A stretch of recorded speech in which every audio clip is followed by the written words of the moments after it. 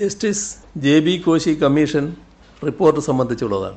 സംസ്ഥാനത്തെ ക്രിസ്ത്യൻ ന്യൂനപക്ഷങ്ങളുടെ വിദ്യാഭ്യാസ, സാമ്പത്തിക പിന്നോക്കാവസ്ഥ, ക്ഷേമം എന്നിവ സംബന്ധിച്ച പ്രശ്നങ്ങൾ പഠിക്കാനാണ് ജസ്റ്റിസ് ജെ.ബി. കോശി കമ്മീഷനെ നിയോഗിച്ചത്. കമ്മീഷൻ റിപ്പോർട്ടിലെ ശുപാർശകൾ നടപ്പിലാക്കുന്നതുമായി ബന്ധപ്പെട്ട് തെറ്റിദ്ധാരണാജനകമായ വാർത്തകൾ പുറത്തു വരുന്നുണ്ട്.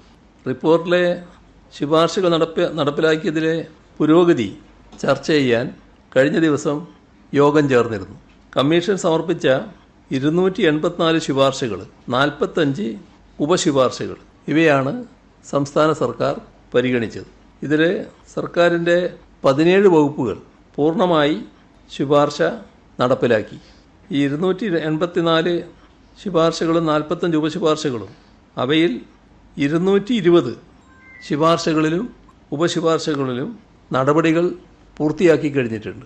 7 ശുപാർശകൾ മന്ത്രിസഭയുടെ പരിഗണനയ്ക്കായി സമർപ്പിക്കുന്നതിന് അതത് വകുപ്പുകൾ നടപടി സ്വീകരിച്ചു വരികയാണ്.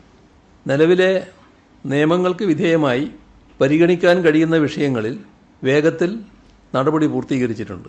നടപടി പൂർത്തിയാക്കാൻ ശേഷിക്കുന്ന ശുപാർശകൾ നിലവിൽ പ്രാബല്യത്തിലുള്ള കേന്ദ്ര സംസ്ഥാന നിയമങ്ങൾ, ചട്ടങ്ങൾ, കോടതി ഉത്തരവുകൾ എന്നിവയിൽ മാറ്റം വരുത്തിയാലോ മറ്റ് വകുപ്പുകളിൽ നിന്ന് സമ്മതപത്രം ലഭ്യമാക്കിയാലോ മാത്രമേ നടപ്പിലാക്കാൻ സാധിക്കൂ. മറ്റ് വകുപ്പുകളുമായി ചർച്ച ചെയ്യേണ്ട വിഷയങ്ങളിൽ പെട്ടെന്ന് തീരുമാനമെടുത്ത് കമ്മീഷൻ റിപ്പോർട്ട് നടപ്പിലാക്കാൻ നിർദ്ദേശം നൽകിയിട്ടുണ്ട്. 2020 നവംബർ 5-നാണ് ജെ.ബി. കോശി കമ്മീഷനെ നിയമിച്ച് ഉത്തരവാകുന്നത്.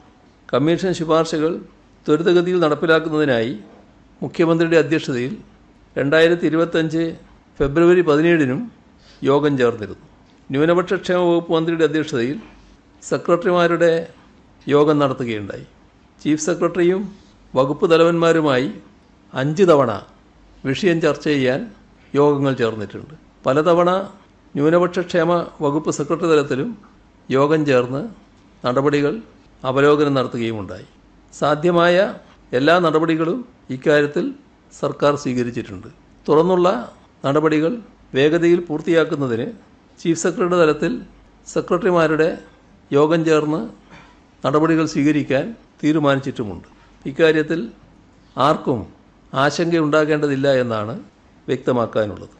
ഇത് സംബന്ധിച്ച് ഒട്ടേറെ ആശയക്കുഴപ്പങ്ങളും അവ്യക്തതകളും നിലനിൽക്കുന്നതുകൊണ്ട് ഇതുമായി ബന്ധപ്പെട്ട് കാര്യങ്ങൾ അറിയാൻ താൽപ്പര്യമുള്ള ന്യൂനപക്ഷ വിഭാഗത്തിലെ ഒട്ടേറെ സംഘടനകൾ അവരെ ഫെബ്രുവരി 6-ന് വെള്ളിയാഴ്ച വിളിച്ചു ചേർക്കുന്നുണ്ട്.